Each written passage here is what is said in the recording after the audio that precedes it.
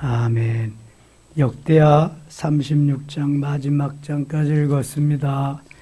오늘도 이 저녁에 주 앞에 나와 예배하는 여러분들과 온라인으로 동참하는 우리 섬김의 가족들에게 하나님의 크신 은혜와 평강이 함께 하시기를 원합니다. 히스기야가 하나님 기뻐하는 길로 가고 우상을 타파하고 정말 다윗의 길로 행하면서 선정을 베풀고 하나님이 그에게 부와 영광을 엄청나게 주셨습니다. 그런데 히스기야가 다 잘했는데 그만 그 말년에 죽음을 이기고 얻은 아들 므낫세를 잘 양육하지 못해서 이 므낫세가 그만 악한 길로 갑니다. 다시 우상을 섬기고 하나님이 미워하시는 짓을 다 합니다. 므낫세의 아들 아몬은 또 역시 므낫세를 따라 그렇게 하고, 그런데 그 아몬의 아들 요시야 때에 와서 그 증조 할아버지 4대 위에 히스기야 왕을 따라서 선한 정치, 아름다운 하나님 보시기에 기뻐하는 그러한 정치를 하게 되는 걸 보게 됩니다. 역대적으로 북이스라엘은 100% 다 우상을 섬기는 왕이었고 남쪽 유다도 아사와 여호사밧, 히스기야와 요시야를 제외하고는 다 우상을 우시야와 요담 같은 왕은 하나님 잘 섬기는 듯 하다가 그만 또 우상을 섬기고, 그래서 정말 하나님 기뻐하는 그런 왕은 한 4명 정도밖에 없었다. 그래서 나란 일도 중요하고 주의 일도 중요한데 또 자식을 잘 양육하는 것도 중요한 일이다. 왜냐하면 그 자식들이 또 대를 이어서 제사장도 하고 왕도 하고 해야 되기 때문에 그렇습니다. 오늘 새벽에 설교한 거 이렇게 쭉 모니터해 보니까 엘리 제사장의 아들이 홈니와 비느하스인데 아론의 아들을 홈니와 비느하스라고 그랬더라고요. 지금 이게 한 3번째인 것 같아. 다음부터는 실수 안 할 것 같아. 아론의 두 아들이 누구예요? 나답과 아비후. 나답과 아비후는 왜 죽었어요? 다른 하나님이 명하지 않은 다른 부를 갖다 제사했기 때문에 하나님이 죽이셨잖아요. 아론이 대제사장인데 아론의 뒤를 이어서 대제사장이 되어야 될 아들들이 그만 하나님이 죽이셔서 죽고 맙니다. 아들들을 잘 컨트롤하지 못했죠. 양육하지, 가르치지 못한 거예요. 아론은 초대 대제사장입니다. 하나님의 율법이 이제 이 땅에 펼쳐지면서 제일 먼저 세운 대제사장이란 말이에요. 엄청난 직분을 가지고 행하는데 그 아들들, 맏아들과 둘째 아들이 그랬어요. 그 다음에 엘리는 사사이자 제사장입니다. 엘리의 두 아들 홈니와 비느하스는 왜 죽임을 당했어요? 하나님이 기뻐하지 아니하는 제사를 드려서 불량자로서 성전에서 엄청난 죄악을 범하고 말았어요. 그래서 하나님이 또 죽이십니다. 사무엘은 마지막 사사요 선지자 겸 제사장이요 이스라엘의 건국을 주도한, 정말 사무엘은 흠잡을 데가 없는 사람입니다. 존경해야 마땅한 그러한 인물이죠. 기도하기를 쉬는 죄를 범하지 않기 위해서 일평생 살았던 사람. 성화의 아름다운 여인과 같이 기도하는 모습으로 기도하는 그 성화, 그 주인공이 누구다? 사무엘이요, 사무엘. 근데 사무엘의 아들 누구예요? 요엘과 아비야. 두 아들이 아버지를 좀 닮아서 멋있게 하나님의 은혜 가운데 갔으면 얼마나 좋아요. 뇌물을 받고 재판을 그만 굽게 하다가 그들도 죽고 맙니다. 백성들이 신뢰를 안 하는 거예요. 그래서 당신 죽으면 당신의 아들들이 이렇게 해야 될 텐데 왕을 세워주소서. 그게 또 빌미가 되어가지고 백성들이 원망을 하고, 이게 나란 일도 잘해야 되고 주의 일도 잘해야 되지만 자식도 잘 키워야 되겠구나. 자식도 잘 양육하는 것이 우리의 사명이다. 할 일이다. 그런데 자식을 더 사랑하면 안 되고 하나님 사랑, 지난주 메시지와 같이 그 다음에 누구 사랑? 부모님 사랑. 이웃에 제일 먼저 등장하는 분이 부모님이니까. 이웃은 나를 제외한 모두가 이웃이에요. 부모님도 아내와 남편도 자식도. 십계명에서 제일 먼저 이웃에 대한 그러한 그 부분이 부모 공경이잖아요. 하나님 경외하고 부모 공경하고 그 다음에 자식도 잘 키워야 되겠다. 성경을 읽어보면서 이런 걸 깨닫게 됩니다.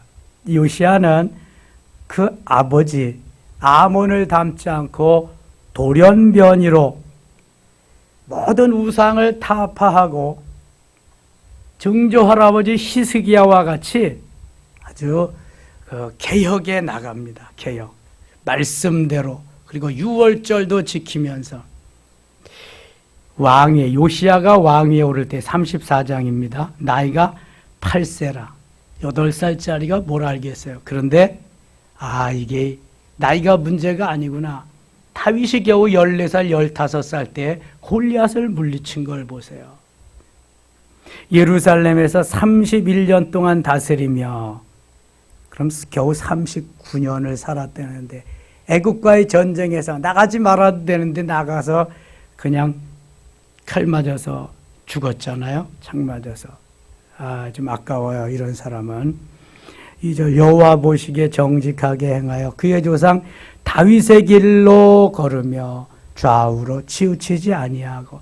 이 다윗의 길로 간 왕이 열왕들 중에 몇 명 없다니까요. 하나님이 다윗을 너무너무 사랑하시고 다윗의 후손에서 메시아를 주시기를 원하시는데 다윗의 길로 간 왕들이 많지 않다. 그런데 요시야는 그 길로 갔다. 아직도 어렸을 때 그 왕위에 앉은 지 8년에 8살에 왕이 됐으니까 8년이 지난 몇 살이에요?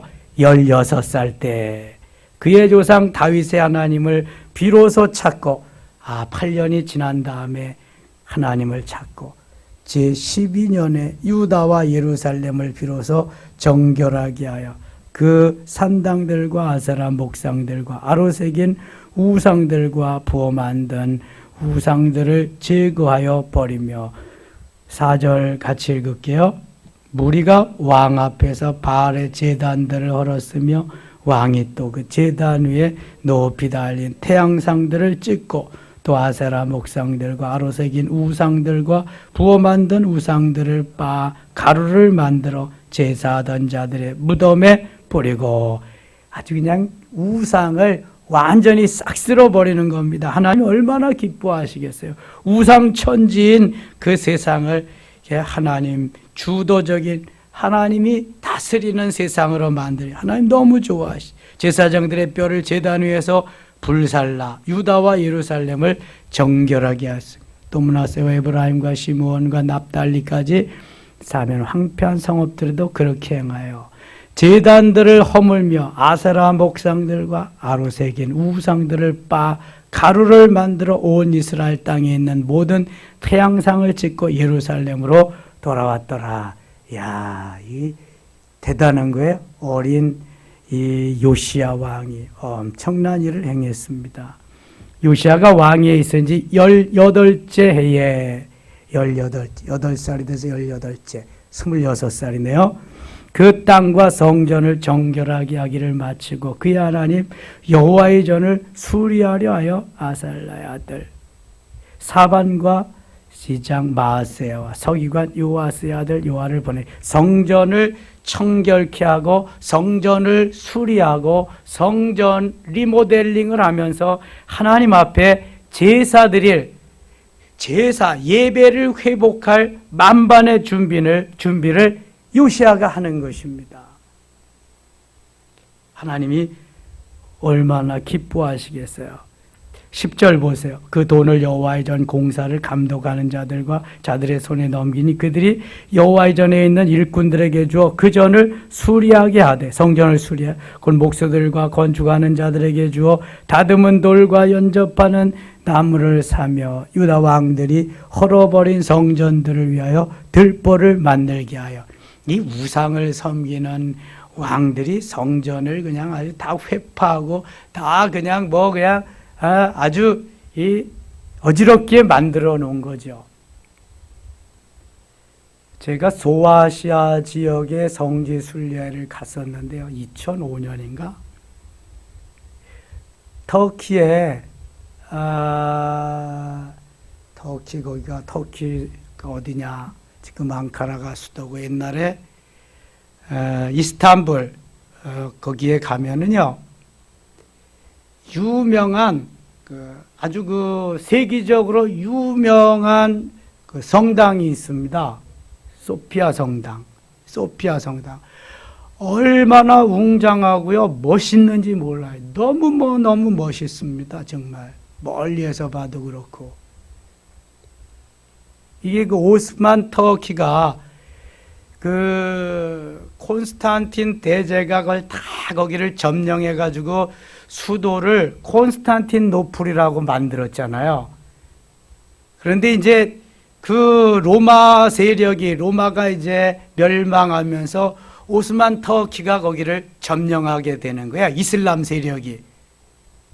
그래서 수도도 이스탄불이라고 그들의 신앙을 따라서 만들고 모든 성당은 다 헐어버렸습니다. 다 회파시키고 헐어버렸는데 그때 왕이 누군지 생각이 안 나죠. 거긴 칸이 왕이야. 칸이라고 부르는데 소피아 성당이 너무 웅장하게 너무 아름답게 지어져서 그걸 헐어버리질 않았습니다. 헐지 않고 대신 모스크 사원으로 쓰려고 모든 성화나 거기에 그려 있는 이러한 것들을 페인팅을 해서 페인트 칠을 해가지고 다 그것을 일일이 바릅니다. 근데 그게 시간이 지나니까 페인팅한 것이 군데군데 떨어져가지고 예수님 형상, 마리아 제자들 형상 이런 것이 막 보이기 시작하는 거예요. 그렇게 아름답게 지었습니다. 웅장하게. 그래서 너무 그걸 헐기 아까우니까 모스크 사원으로 쓰지도 않고 박물관으로 지금 그렇게 해서 사용하고 있는데요. 그럼 성지 순례 가시면 꼭 들릴 겁니다. 들려보면 정말 너무 멋있어요.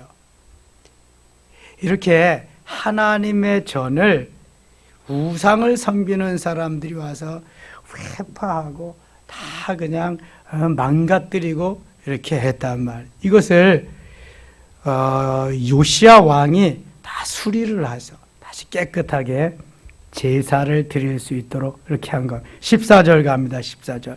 무리가 여호와의 전에 헌금한 돈을 꺼낼 때 제사장 힐기야가 모세가 전한 여호와의 율법책을 발견하고 성전을 수리하다가 율법책을 발견한 거예요. 얼마나 좋겠어요. 힐기야가 서기관 사반에게 말하 이르되 내가 여호와의 전에서 율법책을 발견하였노라 하고 힐기야가 그 책을 사반에게 주매 사반이 책을 가지고 왕에게 나아가서 복명하여 이르되 왕께서 종들에게 명령하신 것을 종들이 다 준행하였나이다. 또 여호와의 전에서 발견한 돈을 쏟아서 감독자들과 일꾼들에게 주었나이다 하고 서기관 사반이 또 왕에게 아뢰어 이르되 제사장 힐기야가 내게 책을 주었더니 하고 사반이 왕 앞에서 그것을 읽으며 왕이 율법의 말씀을 듣자고 자기 옷을 찢더라. 하나님의 말씀을 듣고 보니까 너무 죄송스럽고 회개할 게 많으니까 옷을 찢는 거예요. 이것은 슬픔을 나타내고 회개함을 나타내 옷을 찢는다. 왕이 hil기야와 사반의 아들 아이감과 미가의 아들 압돈과 서기관 사반과 왕의 시종 아사에게 명령하여 이르되 너희는 가서 나와 및 이스라엘과 유다의 남은 자들을 위하여 이 발견한 책의 말씀에 대하여 여호와께 물으라. 우리 조상들이 여호와의 말씀을 지키지 아니하고 이 책에 기록된 모든 것을 준행하지 아니하였으므로 여호와께서 우리에게 쏟으신 진노가 크도다 하니라. 요시야가 어리지만 똑똑합니다. 하나님이 이렇게 재앙을 내리시고 이렇게 한 거예요. 우리 조상들이 이렇게 죄를 범했기 때문이다 이거. 하나님의 진노가 우리가 말씀대로 따라 살지 않았기 때문이라는 것을 지금 회개하게 되는 거죠. 26절 갑니다. 26절. 너희를 보내어 여호와께 묻게 한 유다 왕에게는 너희가 이렇게 전하라. 이스라엘 하나님 여호와께서 이같이 말씀하시기를 네가 들은 말을 의논하건대 내가 이곳과 그 주민을 가리켜 말한 것을 네가 듣고 마음에 우연약하여 하나님 앞고 내 앞에서 겸손하여 옷을 찢고 통곡하였으므로 나도 내 말을 들었노라. 여호와가 말하였느니라. 하나님이 쭉 말씀을 듣고 그 기도를 응답하시고 하나님께서 은혜를 베푸시는 내용이죠. 31절 가겠습니다. 31절. 왕이 자기 처소에 서서 여호와 앞에서 언약을 세우되 마음을 다하고 목숨을 다해 여호와를 순종하고 그의 계명과 법도와 율례를 지켜 이 책에 기록된 언약의 말씀을 이루리라 하고 그 율법책을 발견하고 하나님의 말씀의 법에 감격하면서 요시야는 이 말씀대로 이렇게 살겠습니다. 백성들을 이렇게 가르치며 살겠습니다. 마음을 다하고 목숨을 다하여 여호와의 말씀에 순종하겠습니다. 마치 신명기 6장 5절과 같이. 그래서 그 신명기 6장 5절을 예수님이 마태복음 22장 37절에 말씀하신 거예요. 마음을 다하고 목숨을 다하고 뜻을 다하여 하나님을 사랑하겠습니다. 이런 고백을 합니다. 32절. 예루살렘과 베냐민에 있는 자들이 다 여기에 참여하게 하며 예루살렘 주민이 하나님 곧 그의 조상들의 하나님의 언약을 따르니라. 33절 같이 읽을게요. 이와 같이 요시야가 이스라엘 자손에게 속한 모든 땅에서 가증한 것들을 다 제거하여 버리고 이스라엘의 모든 사람으로 그들의 하나님 여호와를 섬기게 하였으므로 요시야가 사는 날에 백성이 그들의 조상들의 하나님 여호와께 복종하고 떠나지 아니하였더라. 아멘. 얼마나 좋은 왕이에요. 우리가 어떤 지도자를 만나느냐에 따라서 행복하고 불행하고가 나누어진다니까요. 이 히스기야의 때에 얼마나 백성들이 행복했는지 몰라요. 그냥 하나님 말씀대로 살고 제사 지내고 찬양하고 백성들은 너무 감격해서 그냥 짐승들 갖다 드리고 금은 보화 갖다 드리고 차고 넘쳐서 더미로 그냥 막 산더미 같이 막 쌓아놓을 지경이에요. 그냥 모든 것들을 얼마나 하나님이 복을 주시는지. 지금 여기 요시야도 하나님 말씀대로 이렇게 따라서 살기를 결단하게 하나님 너무 기뻐하시죠. 35장 요시야가 예루살렘에서 여호와께 유월절을 지켜 첫째 달 14째 날에 유월절 어린 양을 잡으니라. 히스기야 정조할아버지가 히스기야가 했던 것을 요시야가 이제 다시 찾아서 합니다. 그 위에 자기 아버지 아몬, 할아버지 므낫세가 그렇게 우상을 섬기던 거 다 타파하고 이제 유월절 어린 양을 잡아. 유월절 어린 양은 누구를 상징한다? 예수님을 상징하는. 자, 우리가 레위기에 나오는 5가지 제사 이거를 계속 좀 자세하게 말씀을 묵상하기 이전에는 별로 와닿지 않던 것들이 이제는 구약에서 짐승들만 나오면 양이나 소나 무슨 짐승들만 나오면은 좀 달리 보이지 않아요?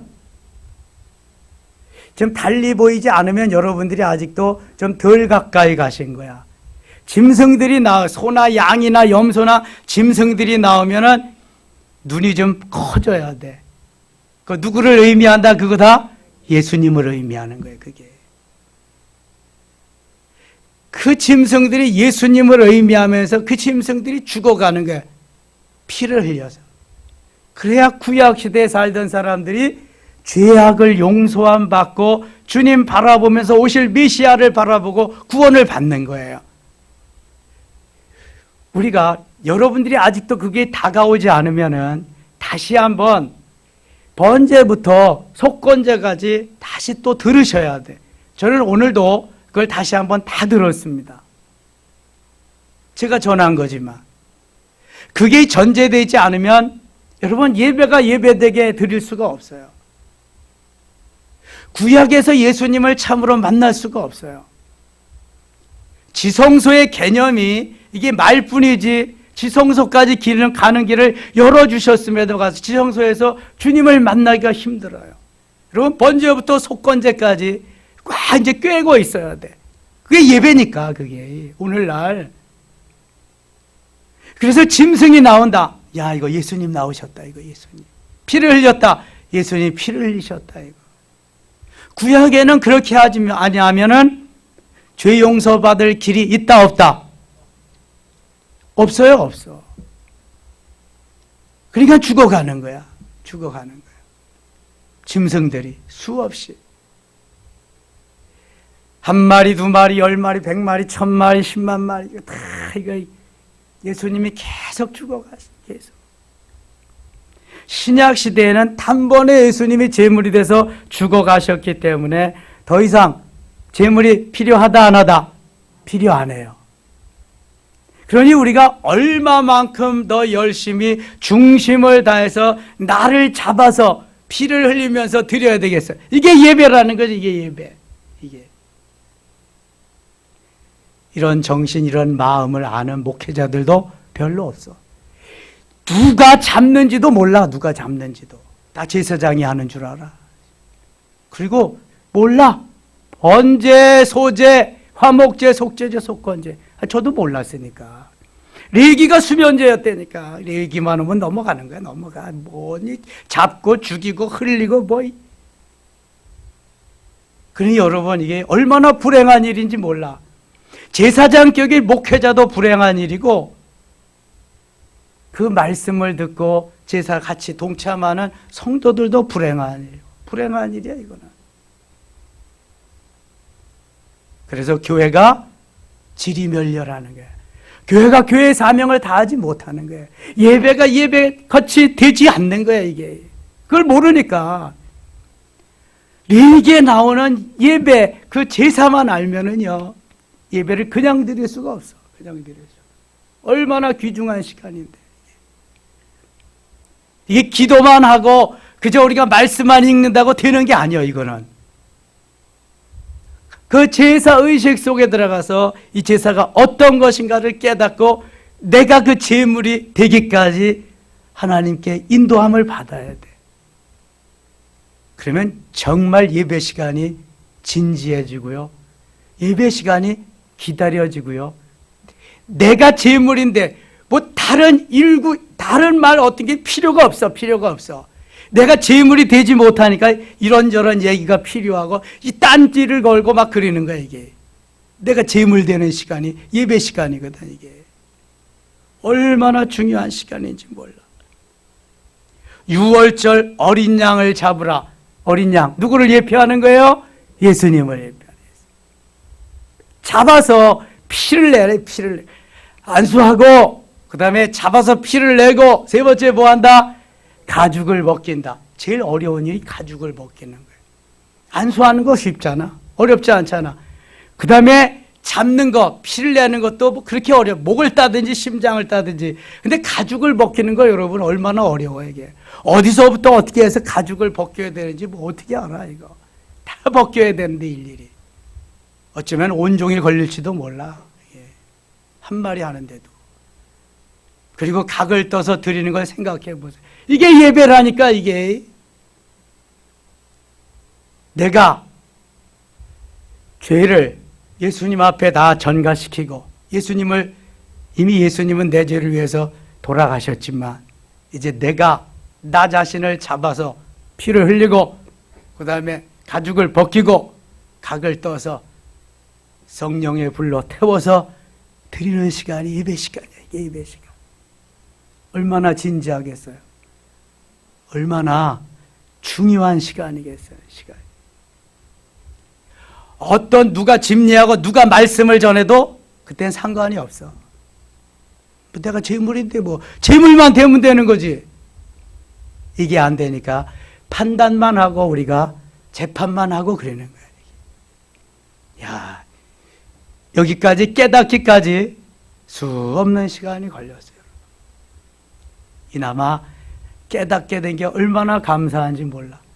만일 코로나 시절이 없었다면 저는 일평생 못 깨달았을는지도 몰라. 하나님이 거기에 따라서 쫙쫙 해가지고 여기서 깨달아. 레위기가 모세오기의 중심이라고 어떤 사람이 믿어요? 아무도 믿을 사람 없습니다. 그 다음에 레위기의 중심이 1장부터 7장이라는 것도 믿을 사람 아무도 없습니다. 뭐 20장이 모자르니까 민수기하고 신명기에다 갖다 띄워 붙여라? 그런 걸 누가 믿겠어요? 그런데요, 주님 말씀 따라서 해보니까 이게 쫙쫙쫙쫙 퍼즐 맞춰듯이 맞는 거예요. 너무 신기한 거예요. 저는 깜짝깜짝 놀라는 거예요. 너무 신기하니까 이게 그 속에 다 있으니까 1장부터 7장까지. 그러니 짐승이 나올 때마다 예수님 또 죽어가시는구나. 피 흘릴 때마다 예수님 또 죽어서 피를 흘리시는구나. 이거 6월절 다가오는 거죠. 예수님이 피를 흘리셔서 이스라엘 백성들을 구원한 게 6월절이구나. 이거. 그전에는 그냥 어린 양을 예표하는 게 예수님이다. 피 흘려서 예수님이 구원하셨다. 그냥 그 정도로 넘어가는 거야. 그냥 그 정도로. 잘 모르니까. 4절 가겠습니다. 4절. 너희는 이스라엘 왕 다윗의 글과 다윗의 아들 솔로몬의 글을 준행하여 너희 족속대로 반열을 따라 스스로 준비하고. 자, 준비해야 돼. 모든 것은. 예배도 그렇고. 너희 형제 모든 백성의 족속의 서열대로 또는 레위 족속의 서열대로 성소에 서서 스스로 성결하게 하고 6월절 어린 양을 잡아 너희 형제들을 위하여 준비하되 여호와께서 모세를 통하여 전하신 말씀을 따라 행할지니라. 다 말씀을 따라 행하라. 11절입니다. 11절. 6월절 양을 잡으니 제사장들은 그들의 손에서 피를 받아 뿌리고 또 레위 사람들은 잡은 짐승의 가죽을 벗기고. 제사장들이야 피를 뿌리고 나중에 제사를 드리면 되는 거죠. 17절 가겠습니다. 17절. 그때 모인 이스라엘 자손이 6월절을 지키고 이어서 무교절을 7일 동안 지켰으니 6월절 동안에는 뭐 먹어요? 먹는 거 뭐 먹어요? 무교병을 먹습니다. 무교병. 누룩을 넣지 않은, 그리고 센 나무를 먹고 그 기간이 일주일, 다시 지나면 일주일 동안은 무교절이라고 6월절, 무교절 같이 쓰기도 하고요. 일주일 6월절 지내면 그 다음부터 이제 일주일 무교절을 6월절 지난 한 주간을 무교절 절기로 지내는 거예요. 6월절 지난 일주일 7일 동안. 네. 19절 요시아가 왕위 있은 지 18제에 이 6월절을 지켰더라. 아주 하나님이 기뻐하는 그러한 6월절을 지켰습니다. 36장 가겠습니다. 그 땅에 백성이 요시아의 아들 여호아하스를 세워 그의 아버지를 대신하여 예루살렘에서 왕으로 삼으니, 이 요시아가 애국과의 전쟁에서 나가서 그만 전사하게 됩니다. 그래서 그 아들 여호아하스가 이제 왕이 되는 거죠. 여호아하스가. 5절 갑니다. 36장 5절. 여호야김이 왕위에 오를 때 나이가 25세라 예루살렘에서 41년 동안 다스리며 그의 하나님 여호와 보시기에 악을 행하였더라. 바벨론 왕 느부갓네살이 올라와서 그를 치고 그를 쇠사슬로 결박하여 바벨론으로 잡아가고. 요시아는 애굽에서 전쟁에서 패해가지고 죽었잖아요. 그런데 이 애굽을 바벨론이 점령합니다. 그래서 바벨론이 패권을 잡고 이 남쪽 유다가 바벨론에게 포로로 잡혀가게 됩니다. 이제 여기 그래서 여호아스, 여호야긴 계속해서 시드기야 왕까지 이어지면서 멸망하게 됩니다. 남쪽 유다도 11절. 그러니까 요시야의 아들 여호아하스가 하나님을 제대로 섬기고 그렇게 나갔으면 하나님이 좀 지켜주셨을 텐데 이게 또 하나님을 떠나니까 하나님께서 그렇게 바벨론의 포로가 되게 하시는 거죠. 예레미야의 예언대로. 11절 갑니다. 11절. 시드기야가 왕위에 오를 때 나이가 21세라. 예루살렘에서 11년 동안 다스리며 그의 하나님 여호와 보시기에 악을 행하고 선지자 예레미야가 여호와의 말씀으로 일러도 그 앞에서 겸손하지 아니하였으며 또한 느부갓네살 왕이 그를 그의 하나님을 가리켜 맹세하게 하였으니 그가 왕을 배반하고 목을 곧게 하여 마음을 완악하게 하여 이스라엘 하나님 여호와께로 돌아오지 아니하였고. 좀 요시야를 닮아가면 좋을 텐데 이 후손들이 다 이렇게 엉터리 엉망해. 모든 제사장들의 우두머리들과 백성도 크게 번성하 이방 모든 가증한 일을 따라서 여호와께서 예루살렘에서 거룩하게 두신 그의 전을 더럽게 하였으며 요시야는 다 수축하고 수리하고 깨끗이 만들었는데 다 더럽게 다시 만들. 17절 하나님이 갈대아 왕의 손에 그들을 갈대아는 바벨론을 가리킵니다. 그가 와서 그들의 성전에서 칼로 청년들을 죽이며 청년 남녀와 노인과 병약한 사람을 긍휼히 여기지 아니하였으며 다 조폭들이지 뭐다 적고 또 하나님의 전에 대소 그릇들과 여호와의 전에 보물과 왕과 방백들의 보물을 다 바벨론으로 가져가고 다 훔쳐간 거예요. 자기들이 점령했으니까 예루살렘 성전에 금은 보화들이 많거든요. 그걸 다 세벼가는 게 훔쳐가는 거예요 지금. 19절 또 하나님의 전을 불사르며 예루살렘 성벽을 헐며 그들의 모든 궁실을 불사르고 그들의 모든 그 귀한 그릇들을 부수고. 일제가 우리나라 35년 동안 점령하는 동안에 바벨론이 유대 나라를 점령하고 가져간 거고 비슷한 그런 행위를 했습니다. 수십만 점을 훔쳐가요. 지금도 남아있는 게 수십만 점이래요. 얼마나 많은 것들이 지금 남아있는지 몰라요 거기에. 근데 줄 생각도 안 해. 그놈들은. 정말 나쁜 놈들입니다 이게. 훔쳐갔으면 양심이 있으면은 돌려줘야지. 그쵸? 돌려줘야지. 군대가 아니잖아. 군대나 자리 이동이지 세상은 다 도둑이야. 도둑질하는 거야. 군대는 도둑질이 없어. 군대는 자리 이동이야. 다 군대 안에 있는 거니까. 부대 안에. 그리고 또 이 나라 거니까 뭐 이동이 자리 이동. 근데 나머지는 다 도둑질하는 거야. 나머지는 다 그냥 훔쳐가는 거야. 이 바벨론 놈들이 다 훔쳐갔어요. 일본 놈들이 다 훔쳐가고 독도도 훔쳐가려고 자기네 땅이라고 나 우기는 거야. 아이고 옛날부터 우리 땅인데. 근데 우리나라 대한민국이 참 좋은 사람들이야. 얌전하고. 그러면 한마디쯤은 해야 되잖아. 대마도는 우리 땅이다. 쓰시마 우리 땅이다. 다 세종실록에도 다 점령하고 토벌하고 다 우리가 다 했더랬는데 우리 땅인데 이놈들아 나가라 이게 돼. 우리도 그래야 되는데 한마디도 안 해. 아이고 참 우리나라 사람들이 좋은 성품이 좋아서 그렇지. 근데 사실은 국력이 약해서 그래. 이게 국력이 좀 일본보다 국력이 세질 겁니다. 반드시 대한민국이 앞으로 하나님이 주시는 힘과 능력으로 일본을 능가하게 될 줄 믿습니다.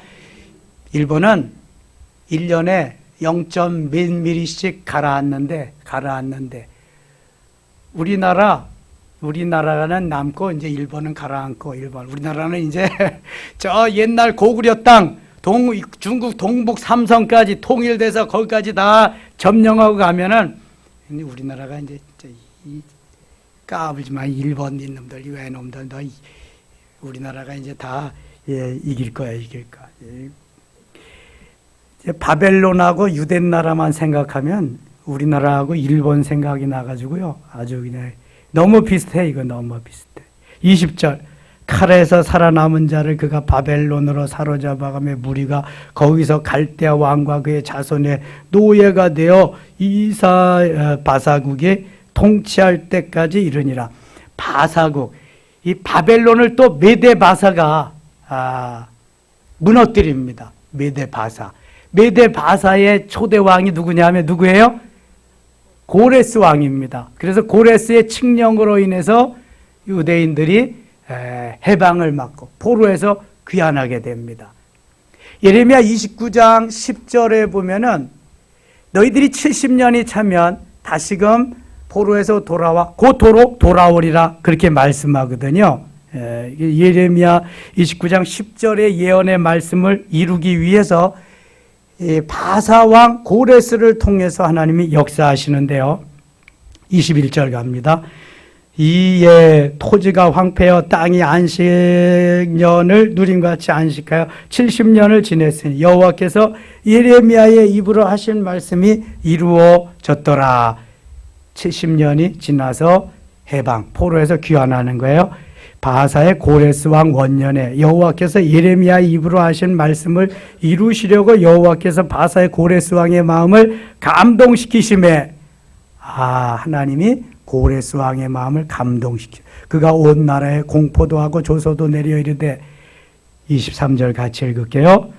바사왕 고레스가 이같이 말하노라. 하늘의 신 여호와께서 세상 만국을 내게 주셨고 나에게 명령하여 유다 예루살렘의 성전을 건축하라 하셨나니 너희 중에 그의 백성된 자는 다 올라갈지어다. 너희 하나님 여호와께서 함께 하시기를 원하노라 하였더라. 아멘. 묻겠습니다. 고레스는 하나님을 안다 모른다? 믿는다 안 믿는다? 그렇죠. 그런데 하나님이 감동시키시니까 하나님의 말씀에 꼼짝을 못하는 거예요. 자, 어떻게 하나님이 일찍부터 고레스를 예비했나 한번 보세요. 이사야 44장 28절 한번 보겠습니다. 1023쪽 이사야 44장.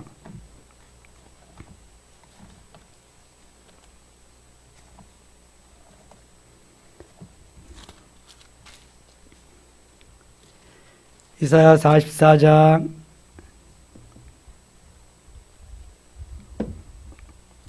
28절 1023쪽 같이 읽어요. 대하여 이르기를 내 목자라 그가 나의 모든 기쁨을 성취하리라 하며 예루살렘에 대하여 이르기를 중건되리라 하며 성전에 대하여는 내 기초가 놓여지리라 하는지라. 아멘. 고레스 대하여 이르기를 내 목자라 그가 나의 모든 기쁨을 성취하리라. 하나님이 내 목자라 그래. 내가 하나님을 믿지도 않은 고레스를 미리 하나님이 지명해 가지고 너는 내 목자다. 내 목자니까 목자는 양을 쳐야 되잖아. 목자가 하라는 대로 또 양이 따라야 되니까. 45장 1절 한번 보세요. 여호와께서 그의 기름 부음을 받은 고레스에게 이같이 말씀하시되 여호와께서 기름 부음 받은 고레스 왕에게 이미 기름을 부으셨대. 바사 왕으로 기름을 부어서 내 백성 유대 나라 유대 백성들을 다 귀환해라. 포로에서 귀환시켜라. 그래서 하나님이 미리 고레스 왕을 준비시켜 놓은 거야. 하나님도 알지 못하는 고레스 왕에게 기름을 부어서 하나님께서 내 목자라고 예비해 놓으셔서 때가 되면 야 이거 묘하잖아요. 바벨론이 어떻게 메데 바사에게 멸망을 하냐고. 그래서 거기에 초대왕으로 고레스 왕이 딱 등장하자마자 칙령을 내려서 귀환시키고 뿐만 아니라 이제 내일 새벽부터 에스라 할 거거든요. 그냥 바리바리 싸가지고 제2의 성전 수룹바벨 성전을 건축하도록 수룹바벨 그 다음에 예수와 느헤미야 이런 사람들을 중심으로 해가지고요 다 그냥 먹을 것까지 세금 걷어가지고 그냥 막 보내가지고 성전 건축하라고. 얼마나 놀라운지 몰라요. 누가 하시는 일이다? 하나님이. 그게 내가 뛰고 나는 재주가 있어도 안 돼. 하나님이 하셔야지. 하나님이. 이미 꿈도 꾸지 않았는데 하나님이 기름 부어 세우시고 내 목자로 예비해 놓으셨다니까. 그래서 때가 되면 이게 하나님의 때입니다. 카이로스의 때. 크로노스는 내 때고 카이로스는 하나님의 때. 하나님의 때에 쫙 열리게 하셔요. 지금 고생 끝 행복 시작. 때가 되면 쫙 열어주게 되어 있어요. 믿으시면 아멘. 복 주고 복 주며 번성케 하고 번성케 하리라.